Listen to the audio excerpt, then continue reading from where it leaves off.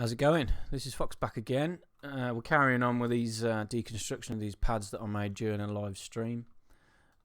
It was a live stream solely to make pads. I made 5. I made one with Virus, one with Electra, one with Silence, one with Serum, and one with Synth Master. I've already done one for the Silence one. Now I'm going to be going through the Electra one. This one I'm very, very happy with. I've changed it ever so slightly from when I did it in a live stream, but hey ho, this is it.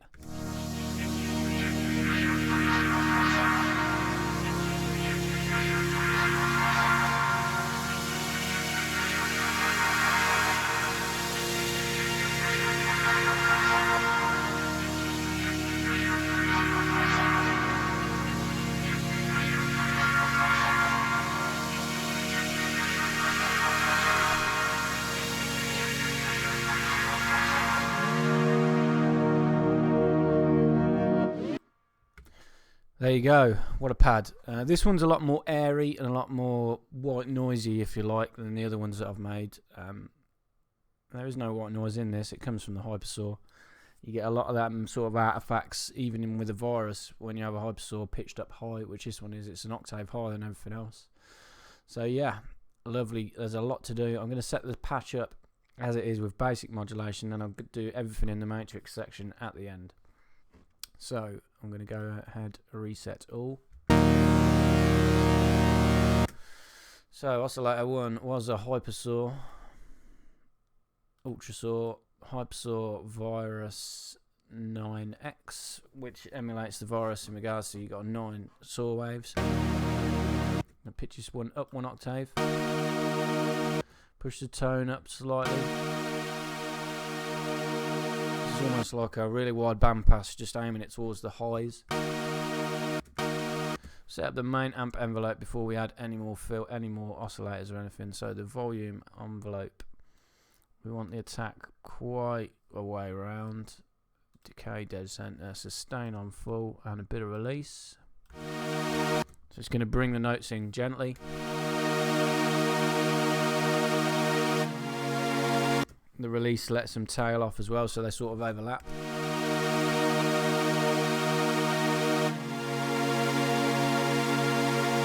Bring in Oscillator 2. This one was a wavetable, and it was a triangle saw, which it comes on as standard. The starting position for this, I had the pulse width on dead zero, so it's a triangle wave. We're going to modulate this in a bit later on. And the volume on this one I pulled down because it was an octave lower. It was taking up a lot more space.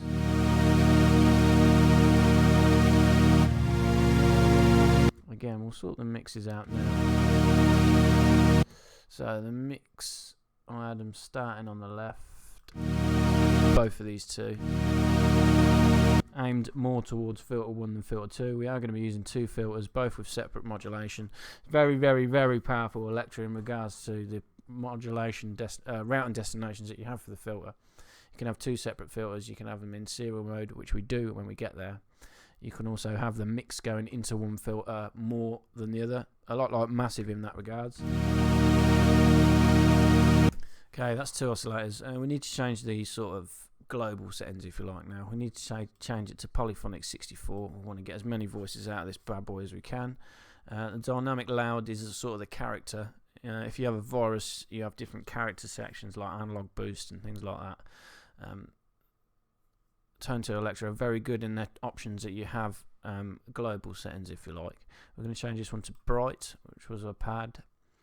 The quality I changed to high quality. Pitch wheel off and no glide.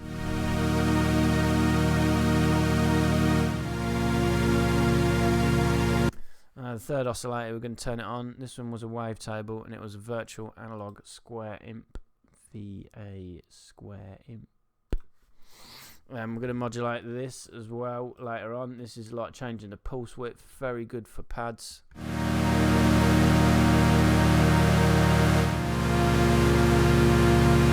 Volume for this one we need to bring down ever so slightly to about 3 o'clock on a clock dial.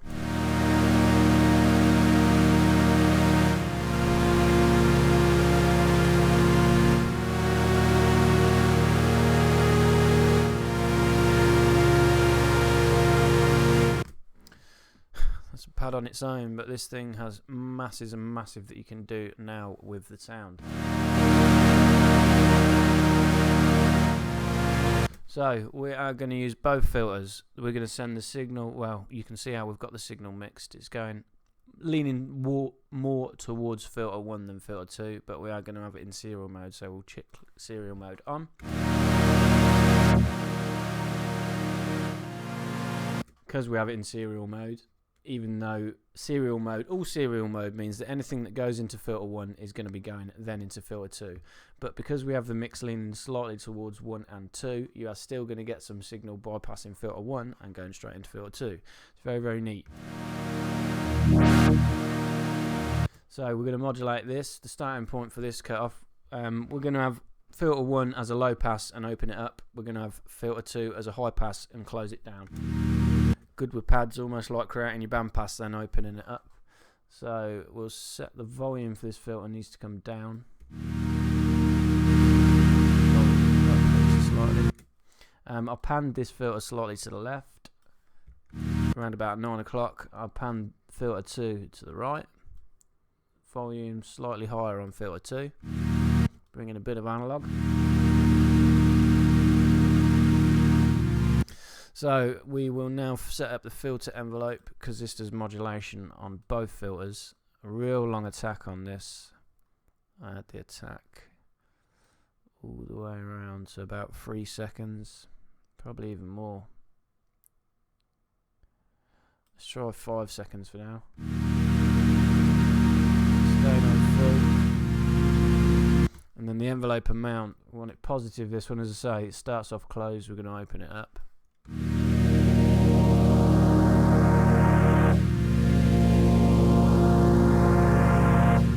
So that is it. Filter 2, we need to now introduce a high pass, 12 dB, so nice subtle-ish slope. I did have a little bit of resonance actually on filter 1. Same amount of resonance on filter 2.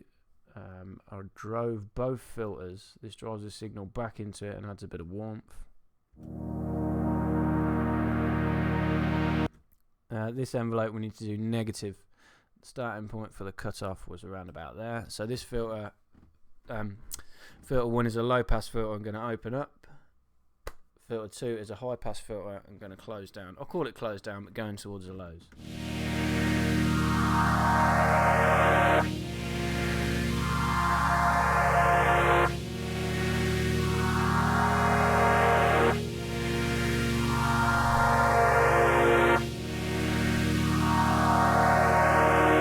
So that's the basis for the sound done. We're going to add the effects now. On the master effects, I had smart unison.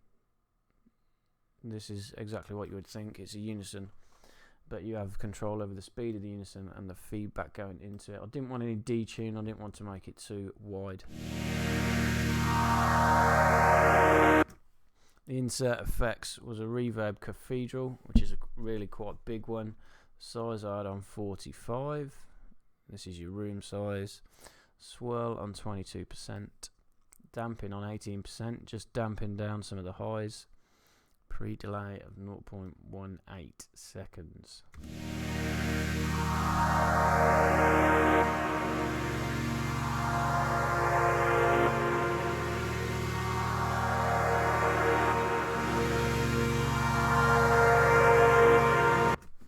So now it's all about the modulation.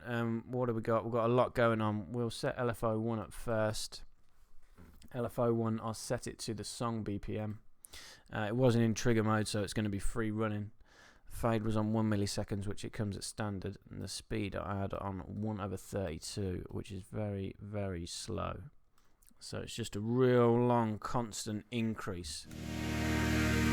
I had this modulating LFO1 plus. When it's just 1 plus and not a minus, that means it's unipolar, so it's only going to go one way, the modulation.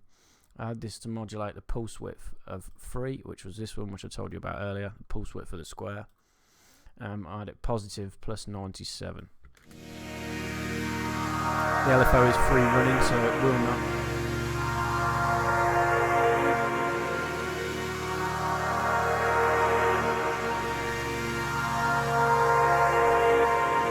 Yeah, the LFO is free running, so it will not restart every time a new MIDI note or a chord is played. To do that, you have to have it song BPM. If it was on trigger BPM, it would be synced to the BPM and it would be re-triggered every time a new chord come in.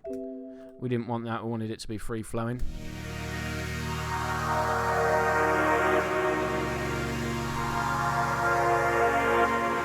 I also add LFO1 plus to control mix 1. That is the mix of the hypersort in between the filters, and I had this quite a lot. This was positive 94.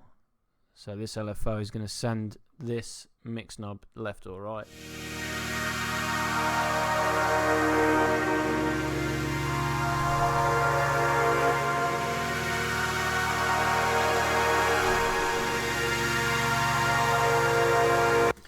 So we're going to use aux envelope 1. We used a lot of different envelopes and a lot of LFOs for this. Aux envelope 1 it was quite a lot like the filter envelope, but with not so heavy an attack.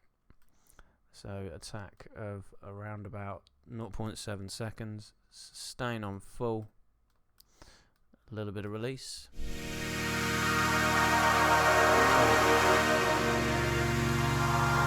Aux envelope 1, I had this pan 2.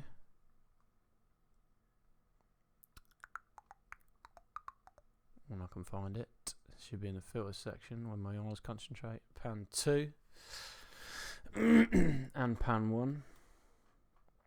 Aux envelope 2. Aux envelope 1, sorry. Pan 1. This is the panning of the filter. Pan 2. Panning of filter 2. And this is a real neat trick. You can pan the signal coming out of the filters because we've got them slightly split with different amounts of volume going into each one. This is a neat trick. So aux 1, pan 1, I had plus 83 and negative 83. So the pans are swapping over from each other. You can see the pan of filter 1 is starting negative, so we've got it positive. The pan of filter 2 is starting negative, so we've got it going positive. So they'll be crossing over each other.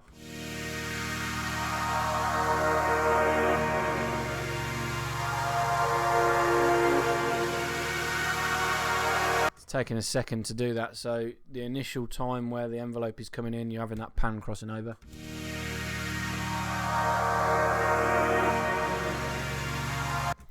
Very cool, neat trick. So what else did I use? I used LFO2 and LFO3. So LFO2, we'll set that up. I had this one to trigger BPM, so it's synced to the clock, but it's going to re-trigger every time a note come in. The speed was set to 2 BPM, which is pretty quick. And this one is modulating cutoff 2. You could really hear this. It's the cutoff 2, which is the cutoff for the high pass filter. So LFO2 unipolar again, so it's only going one way. Cutoff 1, cutoff 2, sorry. And this was going positive 8. I'll let it play and I'll gradually bring it in so you can see the effect it's had him.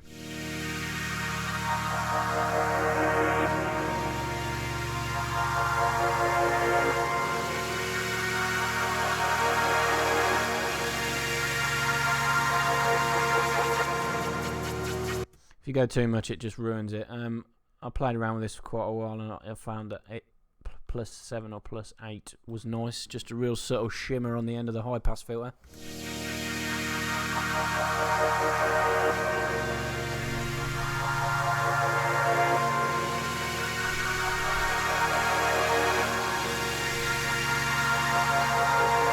So last one was LFO3. This is different again. This one was set to trigger BPM. Same thing as LFO2, so it's going to re-trigger every time a note was played, but this one was slightly off beat. I had it on 3/4 BPM, so it's going to re-trigger, but it was sort of a time and a half for it to do a cycle. I use this to modulate two things. I used LFO3 unipolar again, so the modulation is only going the way that we tell it to.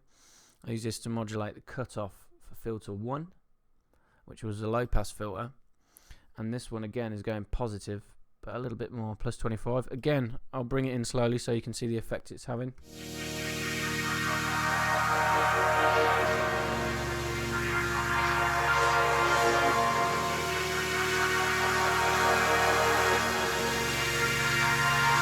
can actually see it modulating the filter cutoff. So we've got the fast shimmer on the high pass filter, just sort of fizzing up the highs, and then we've got this slower, more deeper modulation on the cutoff for filter 1.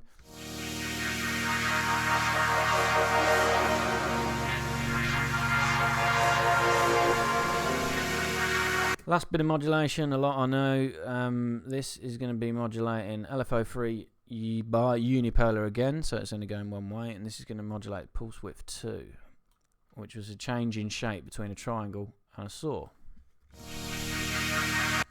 Quite high. Again, I'll do it, bring it in slowly so you can hear the effect it's having.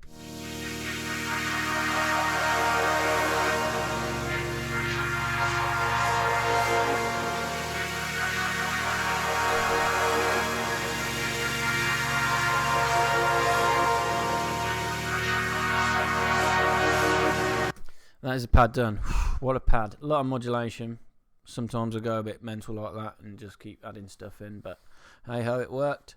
One way you can make this a lot deeper is dialing the envelope amount for filter 2 more, less, left.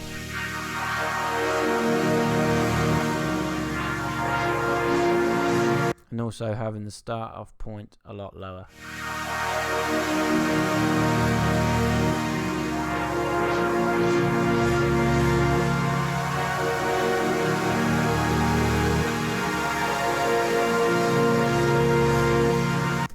There you go. Sorry if this took too long, but as always, this patch is free to download in the link in the description. If you've enjoyed this or any of my other tutorials, please subscribe. Any requests, check me out on Facebook. It's Sound Design Tutorials. The next one we're going to be going...